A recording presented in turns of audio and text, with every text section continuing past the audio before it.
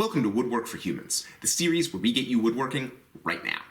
And recently, our work has been getting much more complex. We've been graduating from straight lines and right angles to some really nice curved work. And a lot of my viewers have said, Rex, you have got to have a spokeshave in that minimal toolkit of yours. And you're completely right. The spokeshave is the ultimate tool for chamfers, curved surfaces, and making nice round spindles without even having to have a lathe.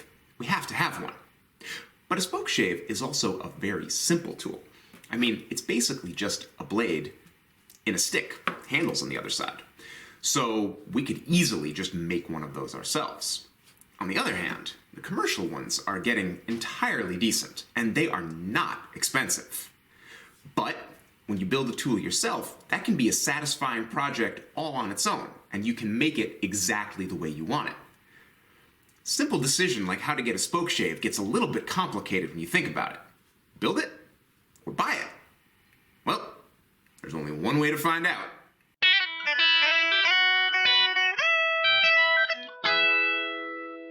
Woodworkers have been building their own spokeshaves for hundreds of years, and it is not a big deal. Most of the wooden ones, like this one, have a U-shaped blade, and these blades can be difficult to find, and sometimes they're kind of pricey. So I don't think this is the way to go for our fast DIY build. Instead, we're going to grab one of these little generic spokeshave blades. You can get these on Amazon and eBay for less than $4 shipped, and they're completely fine. I will leave a link to them down in the description. To build my own spokeshave, I'm going to grab a piece of hard maple and a couple of layout tools. Like most planes, my spokeshave needs a 45-degree bed. And I don't even need a protractor to get that angle. I'm just going to lay out a square on one end of my stock. And when I connect two diagonal corners, I get an instant 45-degree angle. Then I can use those two corners to run gauge lines across the top and bottom of my stock. Those lines will tell me where my bed starts and ends. Then I can use my blade to mark out the width of the bed and carry those marks across the top and side of the stock. If you want more details on doing this layout, you can grab my complete set of plans. I've got a link to them down in the description. Next, I'll saw down the sides of the bed with a fine saw. The one I'm using here is the winner of my recent dovetail shootout video, and it cuts really nicely. While I'm sawing, I'm being very careful not to overshoot my layout lines. You can even stop a little bit above them if that makes you more comfortable. With the bed nicely finished, I'll follow up with a series of quick relief cuts and waste away most of the material with a sharp chisel. This hard maple splits off very easily, and I can get down to doing the detail work that will make this tool actually function. Once the bed is roughed out, I can come in with a wide, flat chisel and carefully work down the bed, making a mostly flat surface. I'm not going to go crazy trying to pare the bed totally flat now, because I have an easy trick for making the bed and the iron mate perfectly together. You just take a pencil and color in the back of your iron with a heavy layer of graphite. Then rub the iron back and forth on the bed. The iron will only touch the high spots, so any place where you see pencil, you'll need to pare away some material. The bed of my spokeshave starts off really hollow, and I need to remove wood at the top and the bottom of the tool.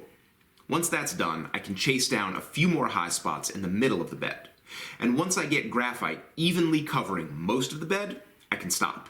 It doesn't need to be perfect. With the bed completed, I can trace on the keyhole from the iron and bore out the bed for the hardware. But first, I need to plane off the back corner so I have a flat space for my bit to bite into. I'll use a small bit to drill all the way through the bed, and this hole needs to be 45 degrees to the body. So I'll use a visual aid to keep myself on track while I'm drilling. Now that pilot hole is going to guide all of my drilling, so it's easy to bore out the back for a little nut that I'll just super glue in later. This tool also needs support in front of the blade, so I'm going to add a little mouthpiece. I'm using Purple Heart for durability here, but you can use any hardwood or even a small piece of brass if you have it. Once I've marked and chiseled out my recess, I'll attach my mouthpiece with a couple of little screws. You can also glue it in, but attaching it with hardware means that it's easy to adjust or even replace your mouthpiece down the line. All the functional parts of this tool are pretty much done now, so it's just down to shaping. You can do as much or as little as you want. You can leave the tool a straight stick if you want to. It'll still work. But ergonomics is about more than comfort. The easier a tool is to use, the more often you'll reach for it. If a tool feels good in the hand, you'll be able to use it for hours without getting tired or getting blisters. So I think it's worth taking an hour to cut, chisel, and carve a pleasing shape in the body of our spokeshave. I don't need to tell you much about shaping it, you can just let your hands be your guide. If it's sharp or uncomfortable somewhere, pare that piece away. Try to connect all the flat surfaces with gentle curves. If you want a really nice finish, bring in a sanding stick or wrap a piece of sandpaper around a spray can. These simple tools can work almost as well as expensive rasps, and they remove a lot of material quickly. While I was doing the shaping, I often thought, man, I really need a tool that follows curves for this. Shaping this thing would be so much easier if I had a spokeshave. I think they call that irony. Once you're happy with the shape and surface of your tool, I recommend a fast finish of boiled linseed oil followed by paste wax. This finish will give the tool enough protection, but it won't make a slick and slippery surface. It'll still be easy to get a good grip on the tool. Once your tool is done and shaped, it's very easy to assemble. We have that captive nut in the back, and that's going to allow us to hold a simple machine screw. I'm going to take the blade and just put it in, line it up over the keyhole, and then I have a big fender washer here. That's going to work great for my cap. It's plenty rigid enough, and it's really low profile, so it's not going to cause shavings to get jammed up in this thing.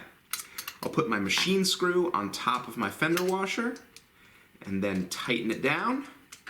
You can get it pretty snug, and then your spokeshave is done and it's ready to use. The tool looks and feels great, and it only took a couple of hours to make, but how's it work? Well, kind of great, actually. Just like any of my commercial cast iron spokeshaves, this one will chamfer an edge, shape a stick into a spindle, and work easily across a curve. My homemade spokeshave will smooth out a radiused surface and quickly erase saw marks and chatter from rougher tools. The iron stays in place and the shavings eject smoothly. Now, of course, this homemade one doesn't have the adjusters that you might get on a commercial spokeshave. I'm sure a lot of people are wondering how we adjust it. Do we need to use a hammer like with a wooden plane? It's actually a lot easier than that. So if you want to have more iron, like right now I don't have any iron sticking out, you can line it up over your bench so the iron is straight up and down, and give it a tap. Give it a couple more taps, and now the iron is sticking out on that end. I'm going to flip it around. Perfect. Now I've got a little too much iron sticking out on the right. I'm going to turn it upside down with the blade still up and down. Give it a couple of taps on the bench. Now that iron has been pulled back, and I have the blade now set up exactly the way I want it. It's got a little bit of a skew to it. So I've got more iron on the right side, less iron on the left side. As I'm doing my work, when I want to find the right amount of cut, instead of changing the projection of the blade, I just shift back and forth with the tool until I find the right depth on that skewed iron. It is a fast and intuitive way to work. You'll pick it up right away. But the question is, should you have to pick it up? Do you need to be banging this thing against your bench to adjust it? I mean, seriously, for 20 bucks, shouldn't we just buy this nice little adjustable spokeshave by the Tay company? Tay distributes tools made by Soba Industries, and they've made some planes that I really like and some other planes that I really don't like. They're a quality manufacturer in general, and this thing comes with the adjustment wheels that you find on the Stanley 151, my favorite spokeshave in history. In fact, this is just a copy of the 151. So it should be fantastic. How's it work?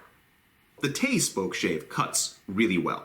It does all the same tasks as my homemade tool, and when I'm using it, it feels like one of my old Stanleys. More importantly, these adjusters are actually made out of brass, and they move the blade effectively, especially when you're advancing the blade. But when I pull the blade back, the lever cap often just pops right off, which is odd. So here's the deal with this. For the little screw that holds the cap on, they chose an oval-headed screw. This is completely fine, totally standard piece of hardware, but you can see the shape on the underside of the head. That shape has to go into a countersunk hole. So of course, the manufacturer countersunk the hole in the cap. Right? Right? Come on, guys. Work with me here. Okay, this really shouldn't be a big deal. This hole needs to be countersunk. It's not countersunk. I'll just load up a countersink bit in my brace and correct the hole. Except Since the hole is open on one side, the countersink bit is very difficult to control, and honestly, I made a total mess of it. Now the screw that came with the spokeshave completely does not fit. But okay, there's always been another solution to this. I just need a standard round or pan head screw, something that's flat underneath. So I find a big screw with a nice head, plenty of bearing surface, and the cap still backs off when you retract the iron. So listen, I am not one to nitpick tools. If something mostly works and is cheap, I'll usually recommend it. But this one little flaw in the Tay, I don't know, it's kind of a big one.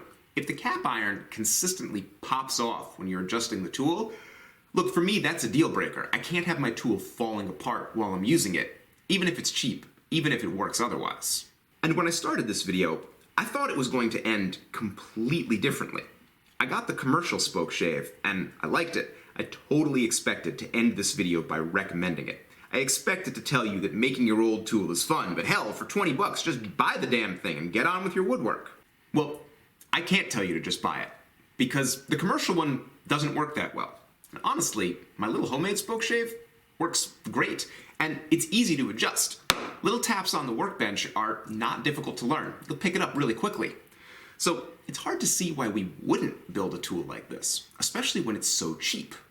But I also bet that one of my viewers probably knows of a great, inexpensive spokeshave that we can recommend to the rest of the community. So if you know of a high-quality, inexpensive spokeshave that you can purchase new on the internet, let me know down in the comments, and maybe I'll be able to do a big spokeshave shootout video a couple weeks down the line. And if you are interested in building your own, I've got links to all the tools and materials I used, as well as a complete set of plans down in the description. And my plans are very inexpensive. And of course, if you're a patron, you don't need to worry about how much the plans cost, because you get all the plans for free. Patrons also get early access to my videos, exclusive bonus content, and a lot of other rewards. So if you'd like to be one of those people, go on over to patreon.com/RexKruger and check out what's available for the people who make this content possible.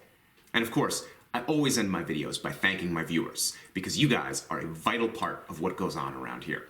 We're going to keep building tools, keep making inexpensive, fun woodworking projects. Come on back and see me next week. I'll have something great. Thanks for watching.